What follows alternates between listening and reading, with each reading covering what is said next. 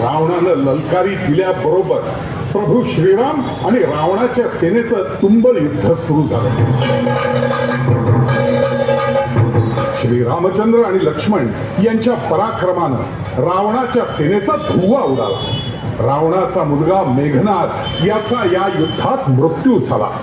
रावणाचा भाऊ कुंभकर्ण याचा देखील वध लक्ष्मणानं केला. आपले एक एक अतिरथी महारथी धारातीर्थी पडलेले पाहून रावण स्वतः चौताळून प्रभू श्रीरामांबरोबर युद्ध करण्यासाठी युद्धभूमीवर आला. श्रीराम आणि लक्ष्मण युद्धासाठी सज्ज होतेच. प्रभू श्रीरामांनी पराक्रमाची शर्थ केली. रावणाच्या 10 तोंडांपैकी एक एक करून 9 तोंड रामानं आपल्या बाणांनी उडवली. परंतु